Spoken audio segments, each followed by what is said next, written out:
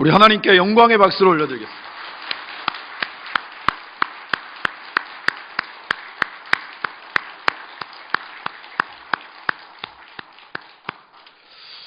할렐루야. 성가대를 통하여서 올려드린 우리의 찬송을 하나님께서 받으신 줄 믿습니다.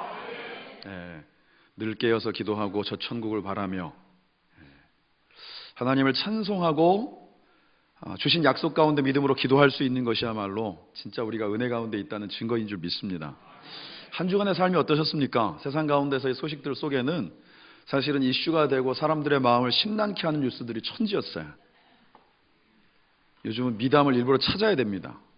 그런데 세상은 그런 자극적인 뉴스 가운데에서 갑론을박을 하고 사람들마다 색깔들로 이렇게 나누어지고 하는 이런 것들은 자연스러운데, 누군가 자신의 헌신을 통하여서 자신도 가정도 함께한 공동체도 나라도 세워간다, 이러한 이야기들이 참 많이 어찌 보면 그런 자극적인 기사들 가운데 더 묻혀서 세상을 향하여 전혀 얼굴을 내밀지 못하고 있는 것 같아요. 이 시대를 분별하고 깨어서 기도하는, 그래서 하나님께서 이 땅 가운데 여전히 변함없이 하나님의 뜻을 이루어가고 계시다는 확신 속에서 우리가 그 삶 가운데 또 하나의 어떤 미랄로 뿌려지고 썩어지는 은혜가 있기를 주님의 이름으로 축원합니다. 이 사순절이 그러한 우리의 원래 정체성을 다시 회복하고 확인하는 시간들입니다. 오늘 사실 이 내용은 조금 여러분들에게 설명이 필요합니다. 사실 자주 접할 수 있는 본문은 아닙니다. 이 이스라엘이라고 하는 나라가 남유다와 북이스라엘로 분단이 돼요. 상황적인 부분들을 설명하면 너무 길어지는데, 북이스라엘이 10개 지파가 모이고 나머지가 남유다로. 그런데 오히려 굉장히 더 수가 많은 것 같은 이 북이스라엘의 결정적인 문제는 뭐냐면 신앙의 정통성, 다시 말하면 그 성전을 중심으로 한 하나님 앞에 드리는 그 신앙의 정통성을 갖지 못했기 때문에 그것을 위해서 처음 이제 초대의 북이스라엘의 왕이라고 할 수 있는 여로보암부터 갖가지 방법들, 인간적인 방법들을 생각해냅니다. 그러다 보니까 하나님 앞에 예배 드린다라는 그 핵심보다 그러한 어떤 사람들의 마음을 하나로 모을 수 있는 방법들을 궁리하다 보니까 하나님이 원하는 예배, 하나님이 원하시는 그때 당시로는 제사를 드린다라고 하는 게 사실은 굉장히 어려웠죠. 그래서 굉장히 인위적인 방법들을 하다 보니까 오히려 우후죽순격으로 우상숭배와 필적할 만한 그런 신당들이 세워지는 일들이 북이스라엘엔 굉장히 많았습니다. 오늘 우리가 읽은 말씀 가운데 여로보암의 죄, 여로보암의 죄라고 하는 것은 바로 그런 의미를 담고 있는 거예요. 그런데 이게 자자손손이 좀 그 가운데도 이게 뭔가 잘못됐어 그러면 좀 그것을 깨치고 나올 수 있는 그런 자손들이 좀 있어야 되는데, 그 가운데 파묻히고 같은 상황들을 반복하는 일들이 계속되었다라는 거죠. 특별히 오늘 우리가 읽은 말씀에는 왕이 2명 나옵니다. 한 사람은 여호아하스. 이렇게 한번 말씀드려도 이게 외우기 쉬운 이름이 아니기 때문에 그냥 그러려니 하고 넘어가시면 됩니다.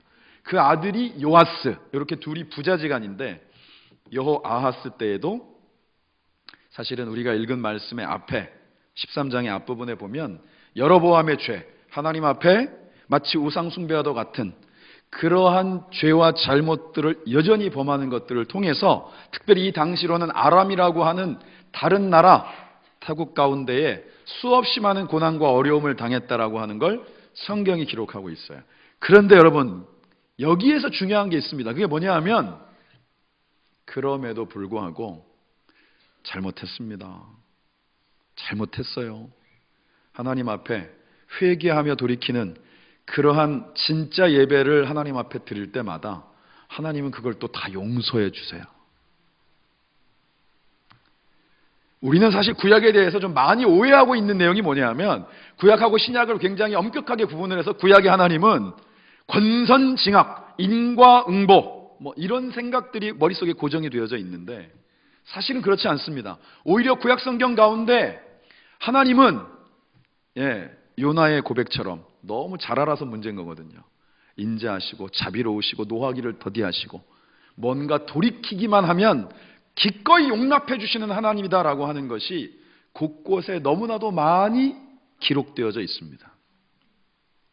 그래서 여호아하스 때에도 하나님 잘못했습니다. 안 그럴게요. 다시는요. 그러면 또 용서해 주시는 거예요. 회복시켜 주시는 거예요. 그러면 사람이 그 가운데에서 우리가 지금 잠깐 생각할 때는 그런 은혜를 입었으니까 이제는 마음 바뀌지 않고 쭉 가겠지라고 생각했는데 그렇지 않다라는 것이죠.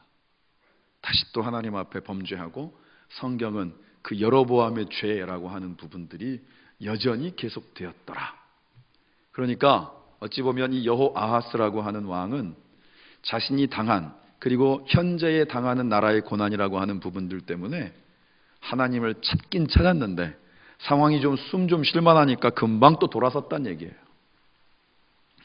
우리의 신앙생활 가운데는 그러한 모습이 없는지, 사실 이 사순절의 기간이 항상 뭔가 점검하는 시간이라 그랬잖아요. 좀 점검해 볼 수 있는 은혜가 있기를 소망합니다. 하나님과 우리 사이에 이것은 영적인 밀당하고는 전혀 상관이 없는 일이에요. 어떤 청년이 같이 이렇게 말씀을 나누는 시간 속에 그런 얘기를 하더라고요. 내가 상황 가운데 문제를 만나면 하나님 앞에 메어달리고 기도하다가 그 문제와 상황들을 또 풀어주시면 또 내가 원하는 대로 내 의지대로 그렇게 살아가다가 또 그런 문제를 만나면 또 하나님 앞에 메어달리고 이거를 수도 없이 반복하다 보니까 스스로도 질리더래요. 언제까지 이걸 계속할 것인가. 마치 시계추처럼 같은 자리를 계속 왔다 갔다 하고 있는 모습.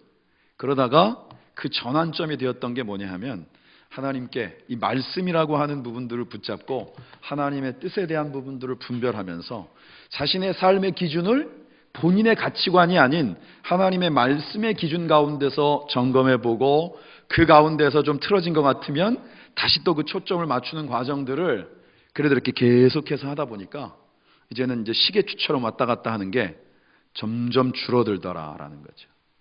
여러분, 신앙생활은 사실 그 청년이 했던 고백이 굉장히 정확한 것입니다. 왜냐? 우리의 생각과 판단이라고 하는 것은 이 여호아하스 같을 때가 훨씬 많아요.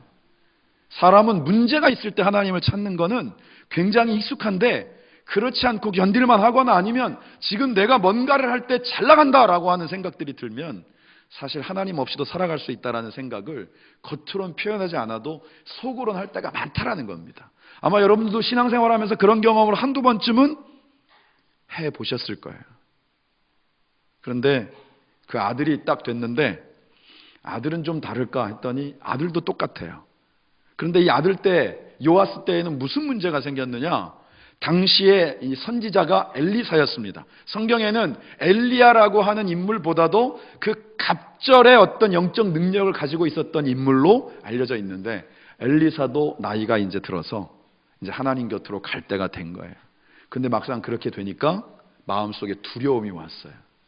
그래도 옆에서 잔소리하고 하나님의 이것이다, 뜻이 이것이다라고 매일처럼 옆에서 그냥 소리소리 지르는 엘리사가 있을 때와 이제는 이 엘리사가 없는 그러한 나라를 통치해 간다라고 하는 것. 여전히 아람이라고 하는 나라는 우리를 힘들게 하고 우리는 뭔가 주권 국가이다라고 얘기는 할 수 있을지 모르겠지만 아무것도 내세울 것 없는 그러한 나라를 지탱해 간다라는 게 너무 힘들어서 병상에 있는 엘리사를 찾아가는 게 오늘 우리가 읽은 말씀이에요.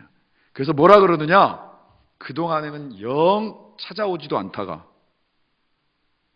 성경은 이걸 그대로 기록을 합니다. 우리가 인간적인 마음으로 보면 안 되고요. 이걸 영적인 느낌으로 보지 않으면 시험 듭니다. 왜 그러느냐? 평상시 안 찾아오다가 이제 죽을 때쯤 됐을 때 엘리사를 향하여서 와가지고 하는 첫 마디가 우리가 읽은 말씀에 있어요. 14절. 뭐라고 얘기하느냐? 내 아버지요. 좀 과하죠? 절박하다는 뜻입니다. 그 다음에 뭐라고 돼 있죠? 이스라엘의 병거와 마병이요. 이게 무슨 뜻입니까? 지금까지 이 나라가 이렇게까지 올 수 있었던 데에는 당신과 같은 선지자가 깨어서 하나님 앞에 기도했기 때문에 이 나라가 올 수 있었다라고 고백을 하고 있는 거예요. 절박했다라는 뜻입니다. 그런데 하나님은 엘리사를 통하여서 그러한 간절함을 또 받아주세요. 여러분, 우리가 오늘 이 자리에 있는 건 전적으로 하나님의 은혜인 줄 믿습니다. 여러분, 이걸 놓치면 신앙생활하면서 자기도 모르게 교만해집니다. 우리는 하나님의 은혜 때문에 여기 있을 수 있는 거예요. 우리가 하나님 앞에 늘 꾸준한 모습을 갖고 있었기 때문에 여기 있는 게 아니라 하나님이 우리의 어떠한 모습도 다 인정하고 용납하고 받아주시기 때문에 저와 여러분들이 여기에 있는 줄 믿습니다. 그래서 저도 넥타이 메고 여기서 설교하고 있는 거예요. 이번 한 주간 제가 제일 처음에 여러분들과 함께 나눴던 찬송을 진짜 많이 들었거든요. 들을 때마다 얼마나 울음이 울컥울컥 하는 거예요. 집에 있을 땐 가족들이 앞에 있고 차에서 말고는 실제로 눈물을 찔끔거릴 수가 없었습니다. 그런데 그 가사의 내용이 그거예요. 마치 막달라 마리아의 그 장면을 그대로 얘기하고 있는 거죠. 주님 발 앞에 내가 나아오니 내 입에 어떤 소리도 어떤 것도 감히 소리내어 내가 여기 있습니다라고 얘기할 만한 것들이 없는 거예요. 그리고 주님의 그 발을 씻기고 내가 주님 앞에 드릴 수 있는 헌신이 무엇일까라고 했을 때 나의 왕관을 주님 앞에 놓습니다. 왕관이라는 게 무슨 뜻이죠? 내가 세상의 왕이라는 뜻인가요? 내가 세상 가운데 그처럼 귀중하다라고 여기고 내 중심적으로 살았던 모든 것들을 이제 기꺼이 주님 앞에 내려놓습니다. 여러분들은 어떻게 생각할지 모르겠지만 저는 그렇게 살아야 되잖아요. 이 표정은 도대체 뭔지. 여러분 저한테 그런 걸 원하시지 않습니까? 저 제 멋대로 살아도 됩니까? 감사합니다. 그럼 여러분들은 저 때문에 시험 들 일은 없겠네요. 그죠? 예, 저도 이제 제가 알아서 살랍니다. 그래도 하나님 앞에 부족하지만 그렇게 살아야 되지 않는가라는 생각을 늘 하는데 자꾸 놓쳐요. 저도. 하나님의 뜻, 하나님이 원하시는 삶, 내가 받은 은혜가 얼마나 큰데 내가 그 무엇도 주님 앞에 자랑할 것이 없이 있는 그대로의 것들을 기꺼이 헌신하겠노라고 늘 마음속에 다짐하면서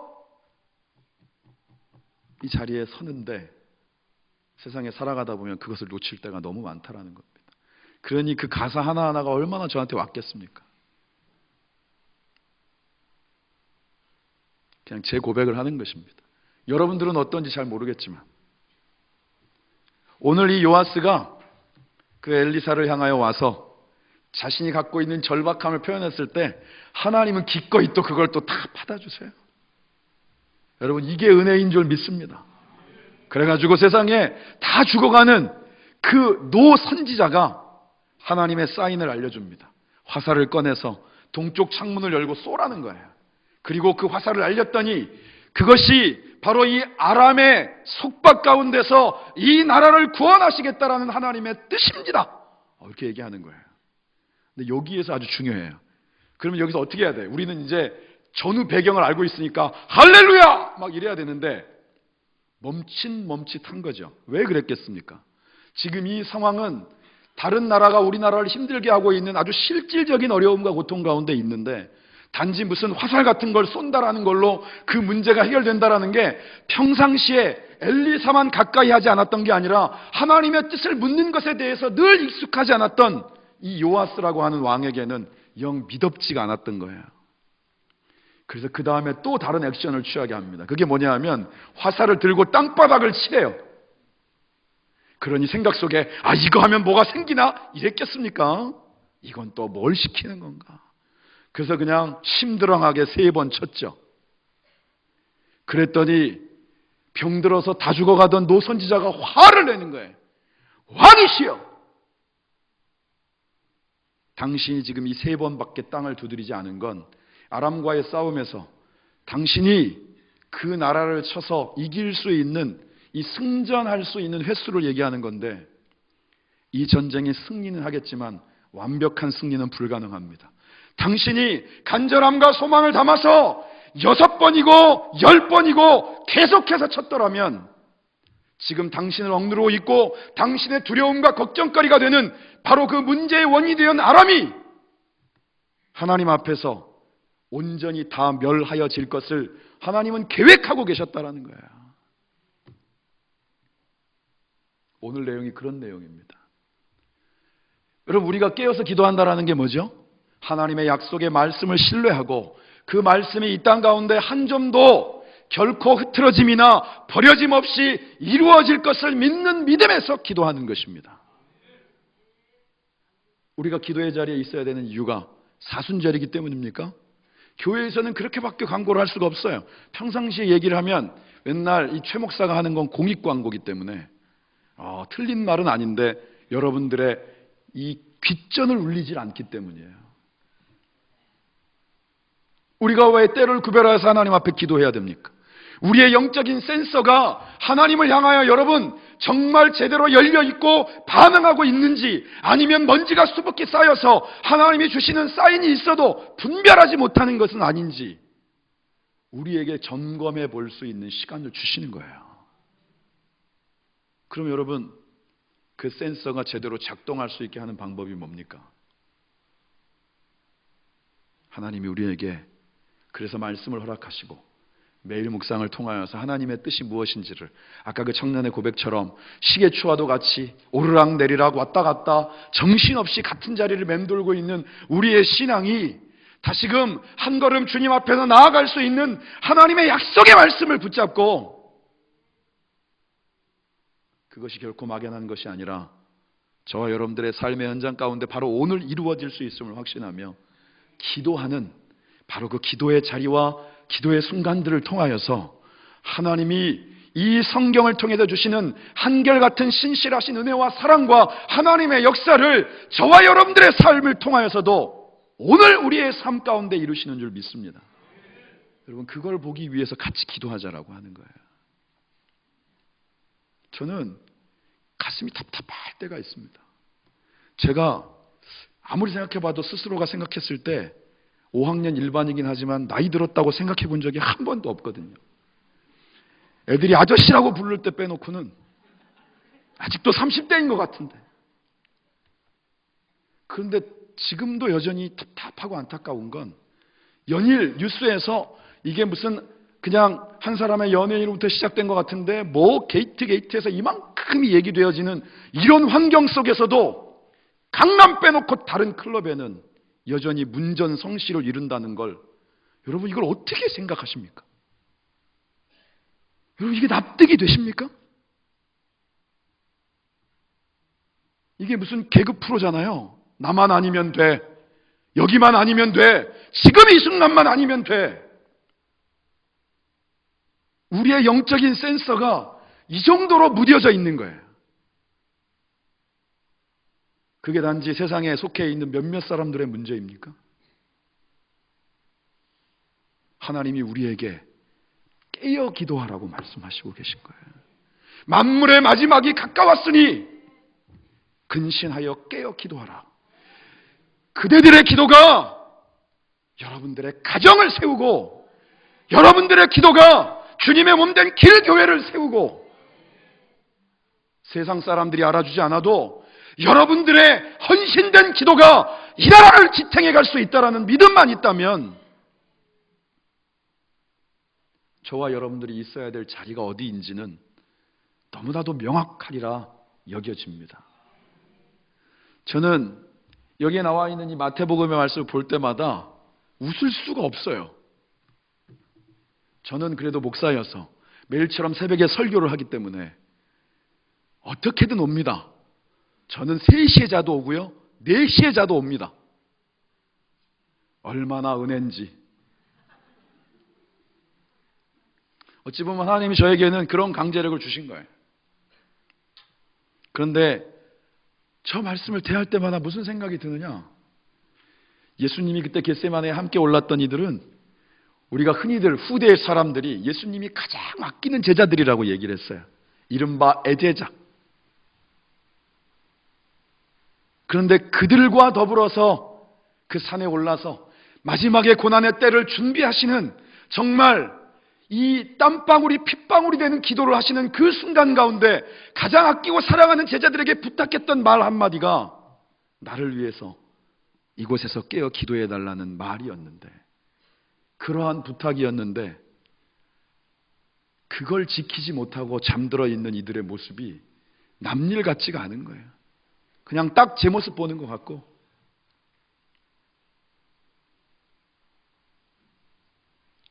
오늘 저와 여러분들 가운데 하나님께서 주시는 음성이 정말 기도한다라는 것, 하나님의 뜻을 분별한다는 것, 기도함으로 깨어있다라는 것이 은혜이다라는 것을 저와 여러분들에게 들려주시고자 하는 하나님의 뜻이 분명하게 이 말씀 가운데 있는 줄 믿습니다. 그러니까 오늘 말씀을 제일 잘 들은 건 뭐냐 하면 여호와스를 몰라도 돼요? 여호와스를 몰라도 됩니다. 화살을 3번 쳤는지 4번 쳤는지는 몰라도 돼요. 하나님이 우리에게 주시는 음성이 적어도 우리가 길교회가 깨어 기도할 때 여러분들이 고민으로 끌어안고 있는 가정의 문제가 마음속에 불편하고 여전히 내 마음 가운데 용납되어지지 않는 교회의 아픈 모습들이 이 땅을 딛고 살아가고 있고 대한민국의 시민권과 그리고 여권을 가지고 세계를 다니고 있음에도 불구하고 탐탁치 않게 바라보고 있는 대한민국이라고 하는 현실 속에 하나님의 역사를 볼 수 있는, 사람으로서는 할 수 없는 하나님의 역사를 볼 수 있는 유일한 방법이 되어지는 줄 믿습니다. 그걸 믿는 사람들이 신앙인인 거예요. 그걸 믿는 사람들이 그리스도인인 것입니다. 우리가 같이 깨어 기도하기를 소망합니다. 우리의 삶을 통하여서 모든 영적인 무기력이 이번에 우리가 하나님 앞에 함께 부르짖어 기도하는 이 사순절의 특별 새벽 예배를 통하여서 우리의 삶의 현장 가운데 우리를 둘러싸고 있는 모든 영적인 무기력이 거두어지는 역사가 있기를 주님의 이름으로 축원합니다. 여러분들 때문에 여러분들이 함께하고 있는 사람들이 살아나고 세워지고 회복되어지는 은혜, 지금의 문제의 현장을 하나님의 역사의 현장으로 바꾸시는 은혜를 경험하는 귀하고 복된 시간들이 되어지시기를 주님의 이름으로 축원합니다. 기도하겠습니다. 하나님 감사합니다. 하나님 감사합니다. 오늘을 우리에게 주님의 날로 구별하여 하나님 앞에 예배하게 하심에 감사를 드립니다. 하나님의 약속의 말씀, 우리를 향한 하나님의 뜻 가운데 다시 한번 우리가 삶으로 헌신하며 결단케 하옵소서. 깨어 기도하라. 기도할 수 있는 것이 은혜이다. 하나님, 기도를 통하여 역사하시고 응답하시는 하나님을 바로 우리의 삶의 현장 가운데, 우리의 가정과 우리의 삶의 현장 사역과 그리고 사업장과 직장과 그리고 이 나라 대한민국 가운데 하나님이 이루시는 역사들을 우리가 함께 보며 가는 기가 막힌 새벽이 되어질 수 있도록 주께서 우리의 마음을 주장하여 주옵시고, 함께 부르짖는 기도의 자리에 우리가 서로를 독려하며 함께 나올 수 있는 은혜를 허락하여 주시옵소서. 감사와 영광과 찬송을 주님께 돌리며 예수님의 거룩하신 이름으로